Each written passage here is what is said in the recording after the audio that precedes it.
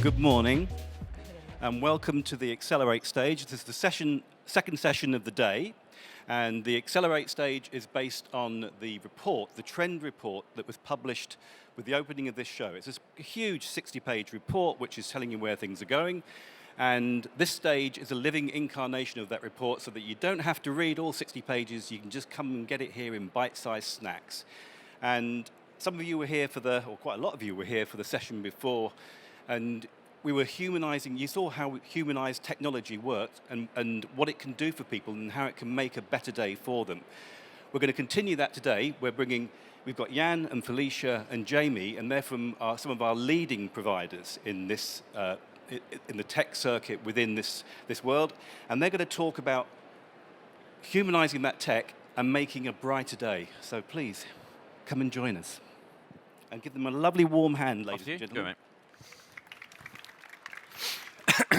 Hello.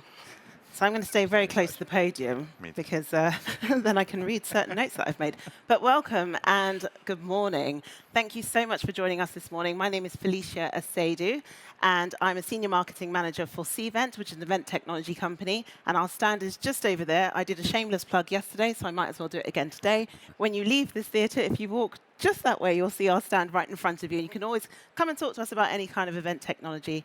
I'm joined this morning by Jan Noack, I'm getting this absolutely right, and he is the Regional Director of Field Sales for Encore and EMEA. Encore. Would you like to say in like 1 minute or less what Encore is? Some of you might know Encore as PSAV before. PSAV has rebranded and acquired quite a lot of very good companies across the world. So in one small sentence, probably one of the largest production companies in the world. So we have production, event technology and production, and then Jamie Vaughan, who is the Vice President of Europe of Cvent. Wow, Vice President. Shameless plug, same company. There we go, same company. But I'd like to say, first of all, how lovely it is to see people again. How wonderful this experience is, and I haven't got my mask on, so I'm very happy and smiling right now, which you wouldn't know at my stand because I'm masked up. But good to see a live event happening. Fantastic. So what we're going to talk about, as it says on the screen, is the future of the ecosystem. Now, this is super important to me. It's very close to my heart because I always say we cannot do events in a vacuum. There is no way you can run an event without the venue, without the people, without the technology these days, without the food, the beverages, all the staff, everybody that needs to run this event. We're all together in one ecosystem. So today, what we're going to look at is a spinning wheel, and we're going to look at these areas that we've picked on that are in the report that form part of this ecosystem. So everything from sustainability and travel, and we're going to land on tech, because that's where we really, really come alive. But we can't get started in this talk without talking about one of the most important areas of the day, which is sustainability. And again, you'll find that in the trends report. So here it says 85% of attendees prefer attending events using sustainable practices. And it is a very important thing. It's nothing that we can ignore anymore. And we can't just say, well, I'm thinking about sustainability. I'm thinking about what we could do, because it's very important. It's now time for action. COP26 told us this.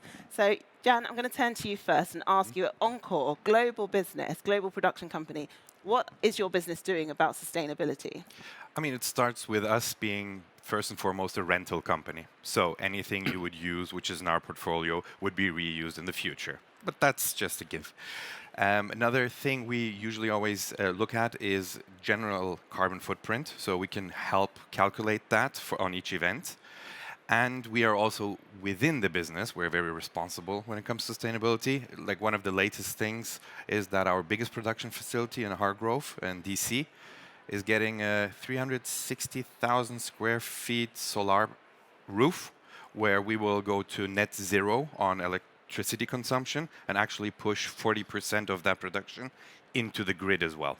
Yeah. So these are small things, but they do make a big change. Yeah, and that's absolutely, I think that's phenomenal. And someone might hear that and say, well, okay, so you're building a solar roof, how does that affect me? But this is your supply chain. This is what this looks like. If your supply chain gets it somewhat right-ish, that helps you as a planner, as a travel buyer, as somebody that's thinking about what I'm going to do, that helps you to get it a little bit more right as well. And I know at Cvent, I often challenge, and Jamie will know, I say, I don't want business cards on our stand. So people keep asking me, have you got a business card? And I'm like, no, I can connect with you on LinkedIn, or I'm sure we can do something digitally.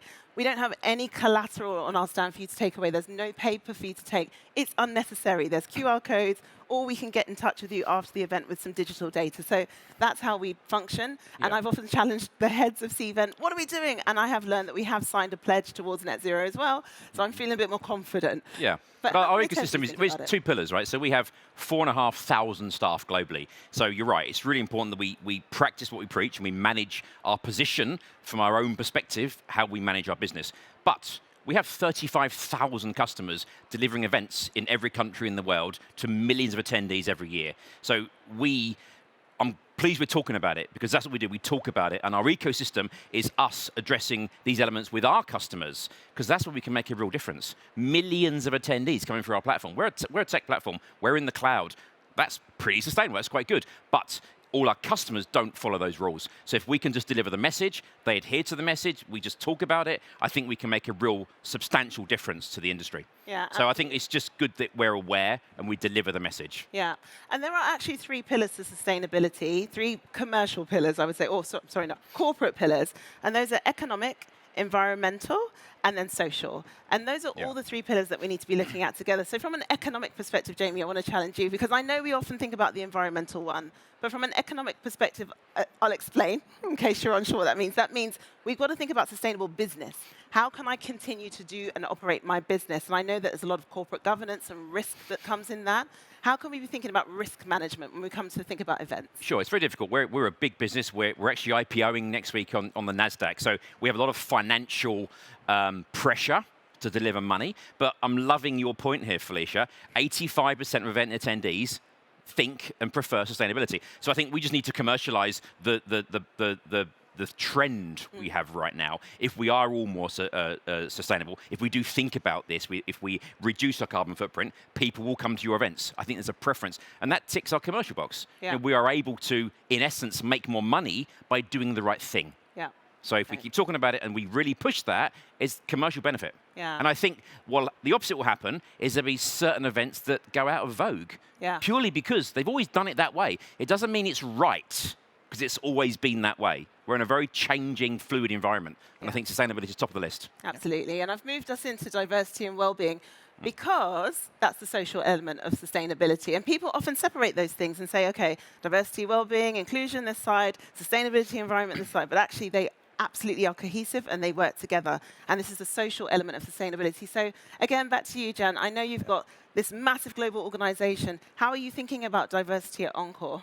I mean, of course, we have diversity and inclusion and equality programs, as every big corporate should have. But I want to rather talk about the real life, because we are a global company.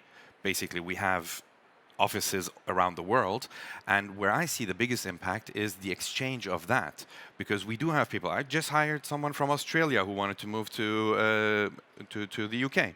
We have just had a gentleman from the US who's also coming to the UK. So just by doing that, being a global company and actually not caring about where someone is coming from, what they look like, it is all about who are you, what is your competency, what do you bring to the table, what are you like worth to the team you're going into, and nothing else. So that's why these programs are very important, no doubt about it. I just think we should live it rather than read about it. Yeah, understood. And Jamie, you've been in our industry for 20 years. Okay, come on. I've got grey hair. I'm really old. So you asked me to change. I've seen lots of changes. Fortunately, I love it. I live in London. We work in London. London is incredibly diverse city, probably like Barcelona and some of the big cities in Europe. So we do okay, I think. But I've seen a tremendous change in the last probably 4 or 5 years, because we're talking about it. It's a thing. It's a theme. We don't have quotas, but we are very aware of how we recruit, how we drive our career path. So I'm definitely seeing a positive spin. But you know what I'm going to do now? I'm going to turn it back on you, right? Because our wonderful Felicia, head of marketing in Europe, is also the co-founder of a diversity panel, right? So what have you seen? What's happened in your world in the last few years? So I co-founded the Diverse Speaker Bureau with a few other ladies. And the point of the Diverse Speaker Bureau, basically, I saw a load of speaker bureaus that were like, oh my gosh, diversity is important all of a sudden. George Floyd passed away, let's do this thing. And they would put all these faces of people that are diverse on their diverse section of their websites. And so do you want someone that's this color, this gender, this disability? Excellent, pick them, roll them along. I was like, what is this? And so me and my co-founders were like, actually, do you want someone that's a chemical engineer expert that happens to be diverse? Or do you want someone that can speak about events that happens to be something that you're not used to seeing? And that's what we're more interested in. We're far more interested in, like you said, who are you? What can you do? What's your level of expertise? But you're a little bit diverse in one way or another. And to me, that's what's so important. I think the change I've seen is people are more aware and people are filling panels with different types of people, but I'm wondering why. And I'm still questioning the underlying reasons behind their diversity agendas and whether it's filling quotas or whether it's actually making change for the right reason. There's actually one point which is relevant to our industry. I mean, we are a technical industry. It is male-dominated when it comes to the operational part. So yes, there is a lack of diversity when it comes to our technicians. But this has been addressed by Women of Encore, where we are actively seeking out and trying to also grow the base for female technicians. Yeah. So that is a real thing which needs to be addressed, and we're doing that head on. I'm so grateful to hear that, because growing the base is so important. Yeah. There's no point stealing women from one place to another, or taking somebody who's maybe a black woman from one company to another. You are just moving people around. You are not filling the industry with diversity. So I think growing the base is such an important point. Great So point. thank you for allowing me to talk a bit about that. The last point here before we move on to technology, which is our real sweet spot, is the well-being. And over this pandemic, people have said, obviously, we need to lock down, we need to stay safe. But one of the things that have been impacted by that is our mental health and our well-being of being at home, being in front of a screen, looking at yourself all the time. Now, I know there's lots of ladies in the room, and I'm trying to be like, you know, diverse here, and I'd include the men. But as women, I think we judge ourselves a lot. We judge how big we are, how big I am, how do I look? Is my eyebrows still on? I painted them on this morning. Do they still exist? Now imagine, put that on Zoom. You're looking at yourself all day, every day. Every little inflection of your face is moving, and you're watching yourself all day. That is not good for you. And I think that's just one of the issues of like being stuck in your house, looking at yourself all day. But also, it says here, event planner, the world's 6th most stressful job. You still want to do it. It's fine. It's a good job to have. But it is stressful, especially when you're thinking about all the different moving parts of an event.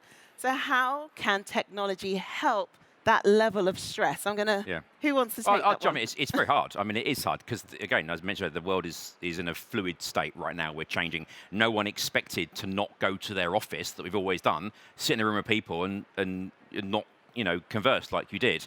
So this is why when I first came on, I was so happy to be in a room full of people, because we genuinely love the human connection.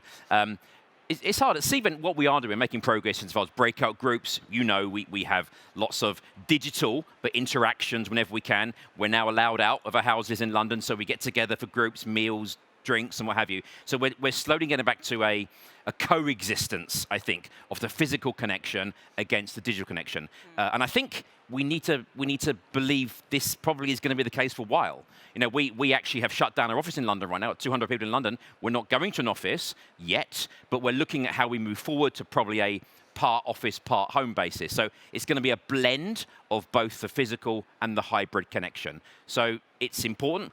As you know, we have lots of internal groups. We have focus groups about if you're feeling low, if you're feeling down, we are listening, we're here. And we do generally have some cultural groups that are trying to embrace our employee base, and we extend that to our client base as well. So we are trying very hard to listen. Yeah. But it's an interesting time and not always great. Yeah, absolutely. And I'm going to turn, because we've mentioned technology, so I'm going to turn to our biggest juggernaut. Can I make one statement? I don't know. There's a bunch of questions coming through, just so everyone knows.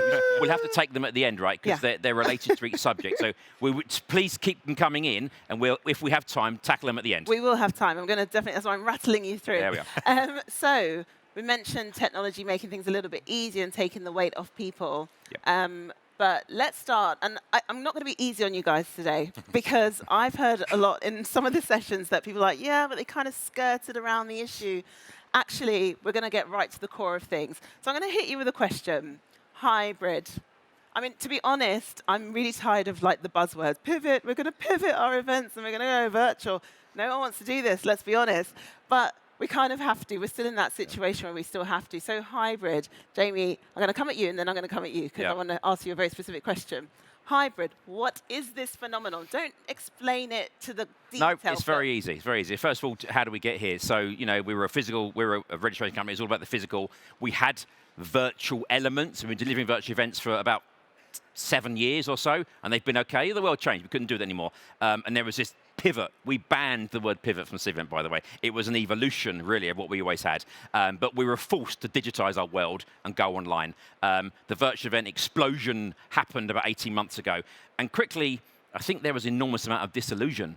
Here I am. I sell virtual solutions, and I'm saying not great. They're great for certain things, but they don't tick all boxes. Okay, because people want to be together. So the virtual buzz has died a bit. Engagement has been questioned. How engaged is a virtual employee? And this natural phenomenon has taken its course, and then we're allowed to be together, partially, with restrictions, but we are together. So hybrid was a natural combination of both those phenomena. In my opinion, in my definition, a hybrid event is very simple. It is a physical event like this, that is being streamed real time to an external virtual audience. Okay? There are many, many variations of what people think a hybrid event is. In my mind, that's what it is. And we're going to see a lot of it moving forward, because what's happened from our own statistics, because we have a lot of customers doing a lot of events, and we study behavior, we study engagement, and we've seen massive growth in participation of virtual events, but engagement has dropped enormously. So we have to balance. Why would you do an event with millions of people if no one's really, really listening? Because you can go, pause, I'm going to have a cup of tea now, and come back later. That's not engaging. Hybrid has created an engagement because this isn't being streamed. If this were being streamed right now, I can talk to someone at home, and they can ask me a question. They can see you guys in this room, and they can see and feel they might actually be missing out, because it's being streamed live. So we're creating, by definition, a bit of a FOMO effect through hybrid events. And I think that's where, I'm not saying that's the future, but that's where we are right now. Yeah. And that will, I think, persevere for a while. And I think if we understand that as planners and almost play on that fact that, you know, come to a hybrid event virtually, if you choose, but be engaged, be part of it, talk to the stage, talk to the speakers, partake, engagement will grow massively. And so, Jan, you said something quite funny to me on my stand, and you said, can I say that on stage? So forgive us, because I said yes, because I think it's quite funny, but I'm really sorry if it doesn't go well. But so you said something to me about big data. Yeah, in 2013, Dan Ariely was speaking from Duke University, was speaking about big data. There was this big buzz, big data, everyone's big data, etc. And he just nailed it, and it just resonated so much with the hybrid events these days that I have mentioned it. It's basically, if you rephrase it, that hybrid events are like teenage sex. Everyone talks about it. No one really knows how to do it. Everyone thinks everybody else is doing it, so everyone claims they are doing it. I thought if you understand what I mean. I thought it was very apt. Just because we have the same, I'm often questioned, okay, how do we do it? But what about this? You know, how do we do it? I mean, you're the production company, so how do we do this? That's the thing. It's like, as Jamie just said, what is hybrid? There is 1 or 2 or 3 definitions. The most bare-bone definition is it's an event with an in-person and a virtual element. So now you could argue a football game streamed on, or not streamed, put on TV as a hybrid event. Yeah. So we basically claim that we've been doing hybrid events since 2008, I think, for that matter. So it was always an alternative in a hybrid event. Now it's a necessity. And tomorrow, it's going to be an option. It's going to just give us added value to what we do. So it's a natural evolution to how events are going. Yeah. Absolutely agreed. I mean, we might still have people who don't want to travel for other reasons than Corona. So we can give them the options with partners such as Cvent, with platforms as such as they're very strong with the engagement part of it, to be able to participate and not just be a viewer from the outside, as you said, in shorts, no cameras. Yeah. I'll drink my coffee or do my emails on the side. So the engagement element is one of our key drivers as well. We have identified 6, at a later stage 7 key drivers. And those are very, very important, and you have to understand them to be able to see how they interact with each other. Because you cannot just increase all the engagement part, but not the production value to it. Because if you say, I want to engage everyone, but you don't have a platform for it, how are you going to do that? You can use apps which are out there, which are free, but then again, other things come into place, GDPR compliance, or just, is it going to work? That's another key driver, connectivity. Have you thought of the connectivity part of it? You might have here great connectivity with the internet. Do your virtual attendees have that connectivity? Have you made sure that their computers can do that? Have you made sure their internet is able to pick that up? Is there an option for your mobile phone? All these elements, they do come together, and they have to be rethought, because we are all professionals as doing an event the way we've been doing it. Now we have to start learning how to do it a little bit different and a little bit better. That's basically it. Absolutely. Yeah. Now, I want us to get to the end of our presentation, but I really want to answer some of these questions. Yes. So I might pause us for a second, which is not what you're expecting. No. But I think it's important to address questions, because this is engagement. This is what engagement's about. I'm going to ask and answer one of these, or you'll answer one of them. But also, there are microphones floating around, or there is a microphone. So if you do want to ask questions live and in the room, please feel free to do so. So I'm going to take any one of these, and it says, what measures have you, I'm going to take the hardest one properly. What measures have you taken into action to get your customers to apply more sustainable practices aligned with your company values? Boom. Go. You point to both of us, or Yeah, me? because one of you's got to answer this. What have you done to get your customers to be more sustainable? Well, I think, as I said, one of the first things is to be vocal about it, is just to raise it. We are in that time where people are talking about it, which is a significant step forward. Because of our scale and because of our ecosystem, we get lots of people trying to plug into our network. Yeah. And we have conversations live right now where people are measuring how sustainable your business is. Yeah. Okay, so there's no secrets here. We're talking to companies, and we might be able to offer something quite soon that plugs into our software solution that allows every customer to commit and to police and practice a reduction of their carbon footprint and in their sustainability policy. That's going to make them better customers. We will do market research and customer groups, and we'll do PR on that. So it's in everyone's interest that we follow that trend. Yeah. So we are embracing it. Measures is an interesting word. Measures, we're going to measurement will become something we can do when we're at that stage. Yeah. So I don't think we're the best in the world, but we are talking about it, and we are making a pledge to improve. I'm really glad you said that, because if you didn't answer that, that's what I was going to say. I'm the one who's actively talking to the person who's developing the app that's going to plug into our platform to hopefully measure events. And what I love about that conversation is we're not having it in a silo. It is me plus this person plus another company that's come up with a measurement technique plus another company and a bunch of companies, part of the ecosystem, that are working together to try and make that happen. Yeah. We can't do it by ourselves because we don't have that level of expertise, and we wouldn't suggest that we do. But I love the fact that we can all work together, and our supply chain, our partnership. Absolutely. What we didn't mention is that Encore's a partner of Cvent, and that partnership, you do right, we do right, and hopefully that serves our communities. So hopefully that answers that question a little bit. Yeah. Any in the room? Any hands up moments? Any brave people? No? The microphones are all all wiped. It's all good.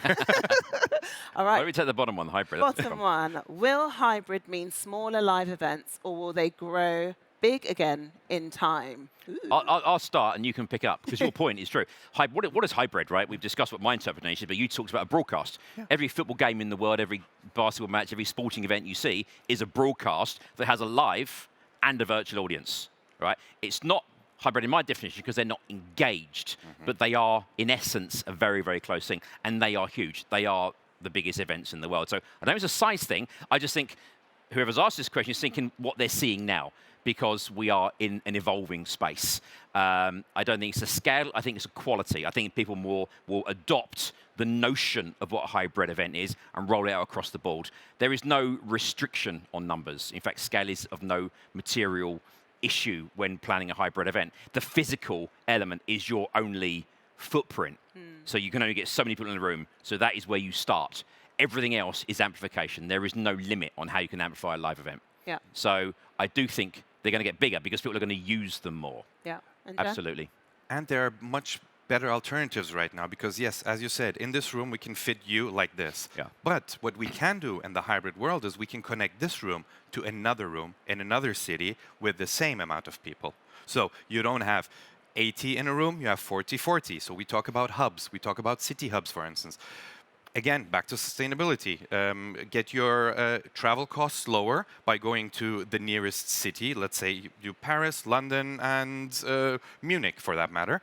Bring the people who are in Germany to Munich and the one in the UK to London. Connect these rooms directly and just build these city pods, for instance. So you can argue that actually hybrid enabled us to do bigger events pre and post-corona. Yeah. If you wanted to just connect them all together. Correct. Right, now I'm really going to speed us along because we haven't got much time left. But you mentioned travel, so I clicked onto our next slide. And this slide's interesting to me. I'm going to say it really quickly. But in 2020, there was a 73% decrease in international arrivals. But then the optimism this year is that there's this expected 94% increase in 2022. So I'm like, hold on, it decreased that much. Well, obviously, there must be an increase. But now we've just had another wave of whatever this is. So what is happening? But you've just kind of hit the nail on the head already. But maybe it's about having hub and spoke, where you have the hub, maybe like here in Barcelona, but there's the other local things happening around the globe. So I don't know what's going to happen with this statistic, but what do you say to that, Jamie? Absolutely. Hub and spoke is something we've spoken about for quite some time. We're clients of Salesforce.com. They do a few events around the world, one called Dreamforce, one of the biggest events out there. And this year, they hub and spoke it. So it was always in or California or somewhere. And they did that, but they had one in Munich, one in London, one in Paris, and they just streamed the content. So they have a local event with local people, still pretty sizable, but they streamed the keynotes and streamed all the global content to those elements. So they had like a watch party come local event. Very, very successful. Yeah. So that restricts travel. Travel's just a subject at the top of our list, right? So I flew out 18 people from London on Monday, and on the Saturday before the Friday, my Prime Minister, Mr. Boris Johnson, you've all heard his name, decided that we will have to change how we behave and we have to do a PCR test and we have to isolate when we get home. So that killed three of my, not killed, that's the wrong terminology, that took out three of my staff. They can't come. That's not good either. It's not good. They couldn't come with me because they have other commitments. So this part of our job now, but mostly part of your job as planners and future planners, is what is the contingency? What if? I've been in this industry for a long, long time. We didn't have those discussions. The only what if is if I got 10,000 people come. What if 11,000 people come? Yeah. Or what if 9,000 people? You know, it's not like that. Anything can change. So any successful event planner now has to ask difficult questions. Yeah. You have to understand this. And that affects your travel, your accommodation, and everything you do. Just asking questions, having a contingency plan. Otherwise, you will get caught out. Yeah, absolutely. So last thing, and we're not going to talk about this, we're going to answer a question. In hybrid, how do the in-person live audience and the online live audience get the same engaging experiences? And that was what we were going to land on anyway. So should they get the same experiences? It's hard to answer properly because they can have a similar experience, but they can never have the same experience because if you're not literally sitting in the same room, you just can't. Like, it's a fact. But you can align it as much as possible by just making the look and feel of the virtual attendees as similar to the ones you have in the room. And you can also, I mean, we have the product, which we can ship it to your house. It's a better laptop, better camera, better sound system. So you can also go all the way down that lane if you wanted to. But it's more about think about your content, think about your platform, think about how that engagement can be aligned as much as possible. So the same, no, but two good experiences, absolutely yes. Yeah. Yeah.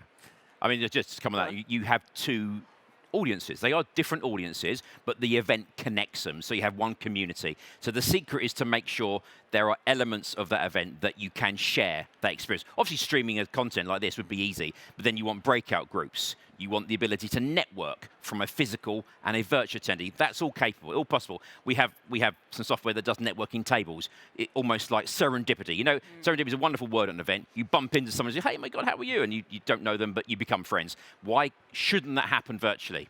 Yeah. So we create an environment where you can bump into people and create relationships. Yeah. So we're trying really hard to grow that engagement, but they are two different audiences, but they're connected through one community. Absolutely. And on that note, I have to wrap us up. We could talk here for a while, I'm sure. There's some questions we didn't get to, but if you would like to, we can stand at the edge and we can answer whoever asked these questions and you know we didn't get to your answers. If you want to come and see us, we'll be over here for a few minutes. You can come over and we can answer those questions for you.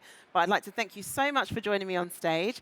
I'd like to thank you so much for being a very active and engaged audience, because I see you all giving me eye contact, and that's really cool, because I don't get that in the virtual world. So thank you so much for joining us and being here today. Thank you. Thank you so much. Phenomenal amount of content squeezed into a room. We need a much bigger room next time. So we've let you down there. We will learn, and we'll give you a bigger room next time. So thank you for so much content squeezed into so much time. Amazing.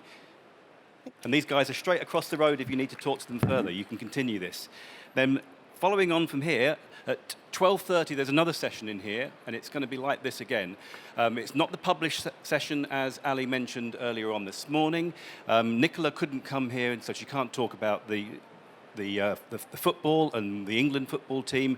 But we're going to continue with her theme, which is about feelings as facts. And there will be a session on community. So it will be events are made out of community and micro-communities. So we're going to be sweating the small stuff, looking at all the tiny detail. You're going to get one big trend, you're going to get 3 learnings, and you're going to get like a dozen tips about how to build micro-communities on the floor of your event. So come back at 12:30. Thank you again.